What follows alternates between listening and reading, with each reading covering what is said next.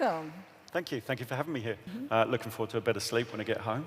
But there's Oh, a real boy. buzz about it, isn't it? I think we've got all the doldrums out the way. Everything's great and the world's brilliant, isn't it? It's nice and simple. Yeah, that would be nice, wouldn't it? It never is, though, is it? I mean, we've both been in travel long enough to know that that's not the case, right? And we've been through a lot. You've been through a lot in your history, right? I guess you started in, what, 97, 98 in the travel industry? 30 years in travel. I started in a call center at Butlins. I've been at Trip.com nearly a year now. It's gone very, very quickly, but hugely exciting. I wouldn't just do the PR spin of I'm excited about this role, other than, yes, I am hugely excited about this role because such a great opportunity ahead. Travel always bounces back, there's no doubt about it. Well, I was going to ask, so you've been through, obviously 9/11 and the recession, so you've taken those lessons, you've learned those lessons. Oh, there's been absolutely everything. There's always something that affects This was a bad demand. one, right? Like, this was a big one. This was a shocker. The biggest of the lot, but you can always guarantee that demand will come back. I guess that's probably frustrating as we all sit here about the industry of the state that it's in at the moment. We all knew demand was going to come back. I've actually got a sense the last couple of days there's maybe a little bit too much greed in the industry at the moment. It's all about profitability. I heard, we hear a lot of that in the investment side, and people cut back too much, didn't they? The consumer gets forgotten. Yes, but I had one of my hotel friends actually tell me that he's embarrassed at the rates that he's charging. Yeah. It is. I've seen 700 euros a night for hotels in Hamburg. That's, that forgets about the consumer, and actually that's what we're in the industry for, is we want to give people experiences, we want people to travel. Let's not be too greedy. Of course, people have lost money over the last couple of years. We totally understand that, but let's not forget the customer. Right. So you're not really setting the prices, right? I mean, so... Every business does yield management, but we're a marketplace that contracts its product, flights, hotels, car hire, tours, attractions. We do it all at Trip.com. But we don't necessarily set the prices. Of course, supply and demand does. We know everywhere's full at the moment, but you have so to keep the prices customer are going happy regardless. But I'm going to a hotel in a few weeks' time, and it's twice the price it was 4 years ago. And cost of living's going up, we all know that. That's very challenging. Next year worries me about that in terms of pricing. Actually, let's also think about what we need to do and be very efficient for the consumer, give them that experience. That's one thing that's hugely important to us with Trip.com is customer service, customer support. That's not saying our complaints are high. They're very low for the amount of revenue and business that we do. But it's about that experience. You don't want to go to an airport and queue for hours. That's a poor experience. We all know that. That's common sense. Let's get the industry right as we progress the next couple of years. So how much of that is automated? Have you been able to automate? And how much of it are you still reliant on human beings, especially now? Technology is a massive thing for us. And actually, in our expansion into Europe was an opportunity, really, post-COVID or through COVID. We invested a lot into our tools. We invested a lot into our app. We're very app-based. That's where our customer segment tends to come from. But the ability to self-serve, the ability to have that at your hand and your fingers, and you can do everything in one place. Yes, we do on desktop. We've got all those other channels that you can do, but very much through the app is a big point for us. So I want to go back a little bit to the whole, like the history. We're not going to have to go way back, but we have C-Trip, and then they changed their name to Trip.com. And of course, one of the top 3 online travel agencies in the world. And we think of Booking and Expedia, and of course they dominate the US market. There are other players in Europe, but certainly, in terms of Trip.com in China being the largest OTA, and now says, it's our time to get out of China a little bit and spread our wings, become an international brand, and then we had the pandemic. Yes. Right. So what is the intention now with, we don't have the Chinese travelers for a while. We heard this morning, It could be next year. So considering that, what is the strategy for Trip.com in Europe? We've clearly stated, and it's not a 5-minute job, let's be clear about that, but we want to be #1 in Europe. And that's not an arrogant statement. We know that that could take multiple years, and we'll build into that. We've started investing in our teams and our people. We started investing more in our technologies. Of course, we had a huge inbound China market, and that will come back. That was clear from this morning, and we clearly see it. That will come back. But for me, that's the cherry on top. But what I'm there to do, what our teams in Europe we've been building, and the investment and the public statement of growing in Europe is about that domestic market, the intra-Europe market, more of the other inbound markets into Europe as well. The travel industry has plenty of space for many competitors. It's still fragmented. Yes, Booking.com is the biggest in Europe for accommodation. We're very, very strong in our flights market. We're growing extremely well in our accommodation sector. And we believe there's room for us to play and to get to that stage. But it will be a multi-year project. So we're in it for the long haul. So it leads me to ask you, in September 2021, when you took the role, yes. right, considering all your experience, like what made you decide, yes, I really want this challenge? Because it's a challenge. It's, as you said, it's one of the top 3 business travel organizations in the world. So actually in Europe, it is a bit of a startup. It's building from scratch. Right. It's working with that data, but you've also got the technology. You've got the business behind you. The culture, actually, I absolutely love. Very driven, but very humble. And the key thing that sold it for me and makes me really interested in how we're driving this forward was they took what they did in China and they put that around the world. And that didn't necessarily work at first. So the questions we now get from our teams are, what do we need to do? And that's based on the customer, that's based on the data, it's based on technology, and they're all the things that I love. Yeah. So I couldn't ask for actually more of a dream job. And that sounds sassy, that sounds okay. I get it. It's but fun. it is. It's startup something. Mentality, but actually you've got the funding, you've got the drive. We've got over 10,000 engineers in Shanghai. That's pretty good. That's great to have. You've got all that foundation there, absolutely. But the opportunity to grow and scale is exciting. It doesn't mean we face challenges. Of course we do.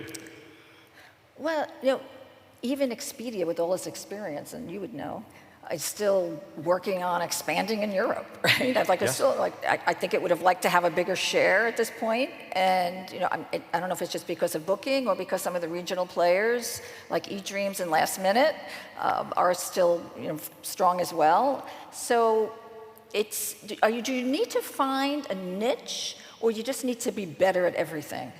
I think you definitely need to be better at everything. And the industry doesn't sit still. It keeps going, it keeps moving. Yes, I spent time at Last Minute, I spent time at Expedia, and they all progressed. But it's so fragmented. There are, Henrik talked about it a minute ago, different channels that people search through. There are these different niches. We heard a lot of them yesterday. Slow travel. We hear about all the different consumer groups and all their abilities and all of their drive for what it means to them in the future, sustainability.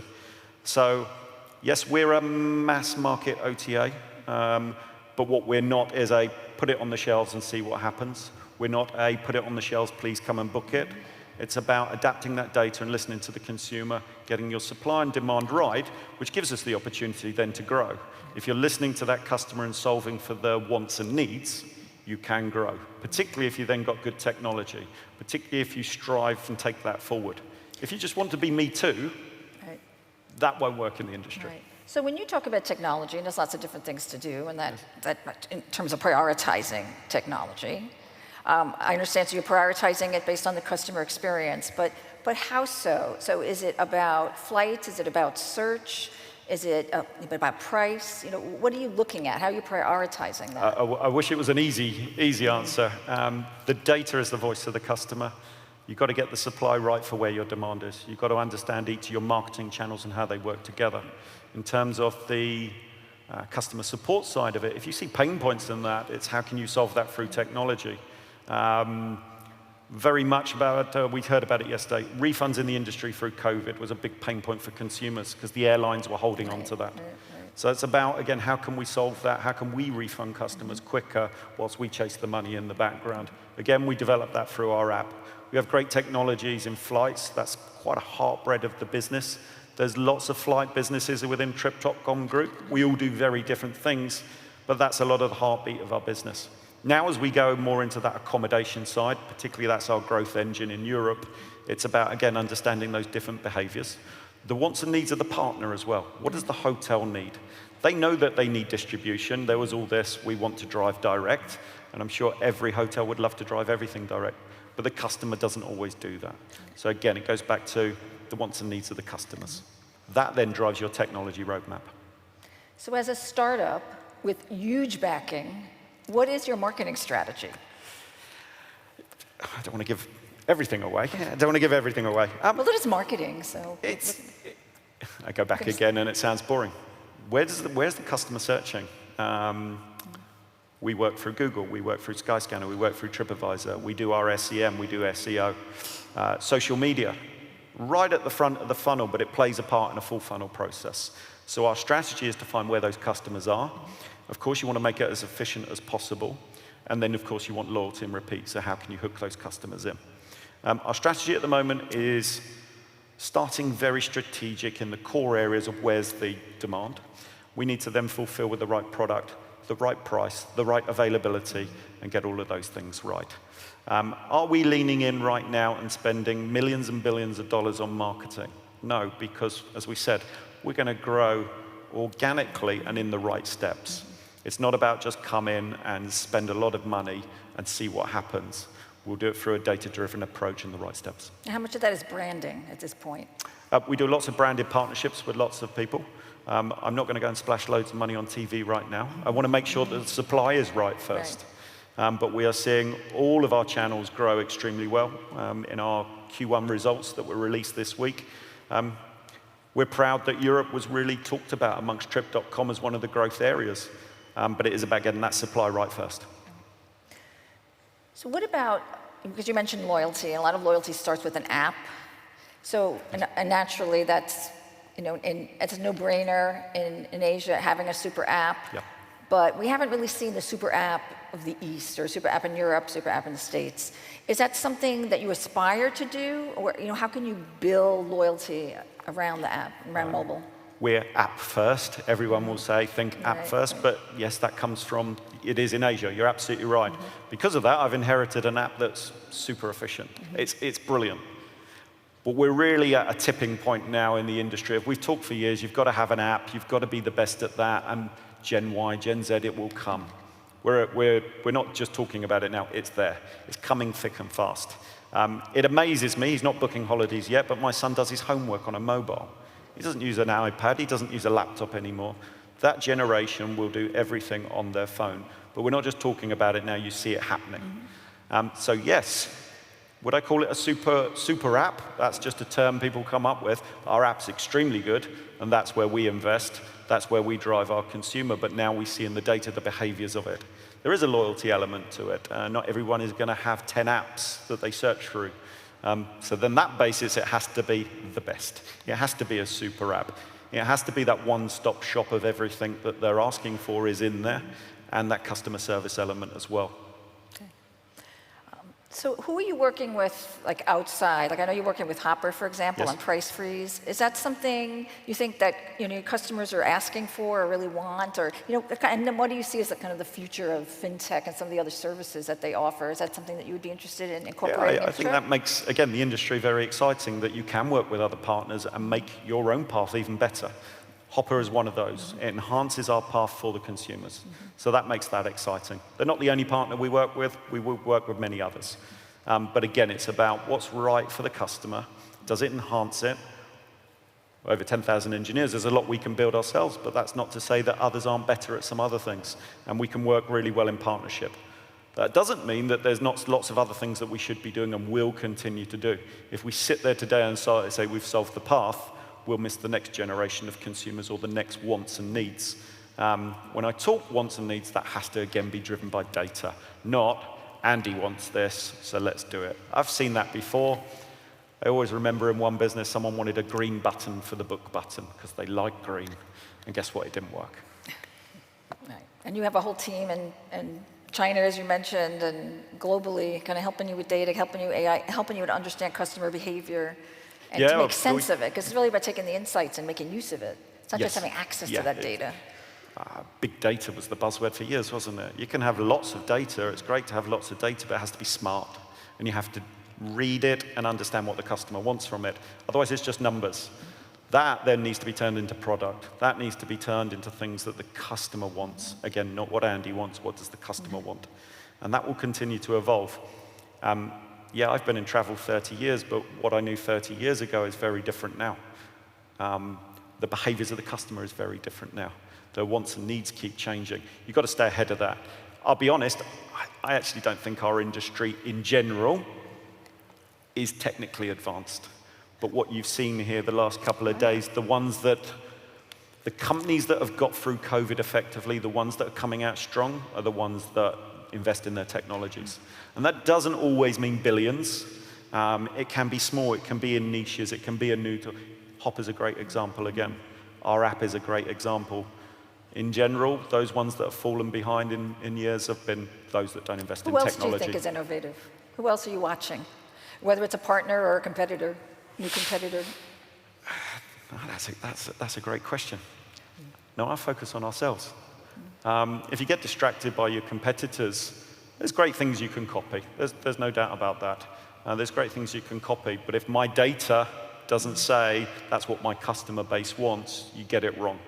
I've been in a business, and let's not name names, that they wanted it to be very special and unique, but the customers were booking 3- and 4-star hotels in city centers. Now, if that's what the customer wants, that's what we need to solve for, not what someone wants. That I want approach doesn't work. So you mentioned earlier you don't want to be niche, obviously. You want to be all things, not all things to all people, but perhaps. So you specialize in air.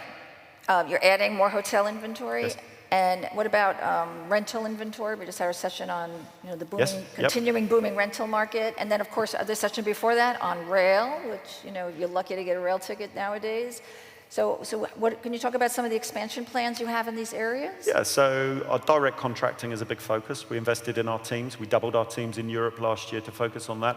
But we also have thousands of partnerships globally. So vacation rentals there's a number of partners connected to us on that. Train has been a really big area for us. We're investing in train, and we're seeing the growth of that. It's coming through very, very strong. How are you investing in that? Is that through partnerships as so well? we have a separate part of the Trip.com group called TrainPal.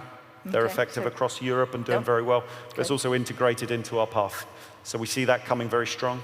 We're now leaning into our packages and cross-sell. Again, as we've built up the supply and accommodation with our strength in air, that goes nicely together and fits the European consumer. Tours and attractions, again, we're connecting lots of partners there. Do I want to chuck everything in at one go? No. Hotel is the focus for us right now. Getting that supply right, growing that, scaling that package piece. There's lots of areas that we're growing in. And then you have to connect it all, right? Yes. Then there's a connected trip to deal with. That's where I have the advantage of this engineering base that have already built it in certain areas. We now localize it for Europe. What's the behavior of our customers? What's different there? And actually, it's then refining it rather than building everything from scratch. That's, again, why it makes it a really exciting opportunity and growth story. So I want to ask you, because I asked some of our pundits this question yesterday, and considering your experience, like we said, you kind of started in the 90s, and you were with the Last Minute Expedia, Groupon, and other companies, right? Yes.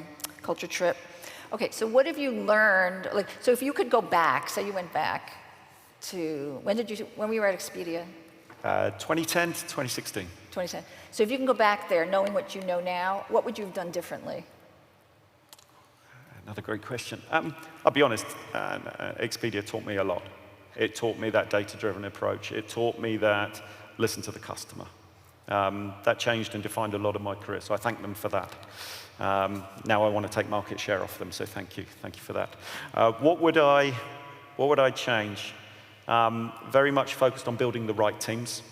Very much focused on not the I like, want mentality. Building trust within your organization, solve for the consumer, invest in technology. When we talk about data, machine learning, artificial intelligence, that really is that next step. What was that in 2010? Yeah, it's that next step. It's turning that data into actually tour operators. This is traditional tour operators. Put it on the shelves and please book it. Traditional OTAs will fill the shelves and hope you find what you want. To actually, we will know what you want. We know your behaviors. We can read that, and we can serve you what you want and what you need quicker, better, and more efficiently. Because the younger generations and even our generation, we expect that. We want more of it. We don't have the time to keep searching everywhere. And we do, and we go down rabbit holes. So you want someone to be able to serve that for you and help you. Absolutely. We're out of time, but I have one more question for you, Andy. Yes. Because next year, when we sit together and have our chat Yes. in Barcelona, where we'll be next year for Phocuswright Europe, what are you going to be talking about? I think we'll be talking about the inroads that we've made, the next steps, and where are we on that journey of getting to number one. I'd love to be number one next year, but there's some other competitors in the way at the moment. But I think we'll be sitting there reflecting on what we've done well. I'd love to be reflecting on what the industry has solved, less of that greed, more about the customer. And that doesn't mean we're not businesses that are in things to make money as well, but more focus in the industry on people, the consumer, and then actually really dragging technology forward and being an industry globally that people represent for technology as well. Let's hope.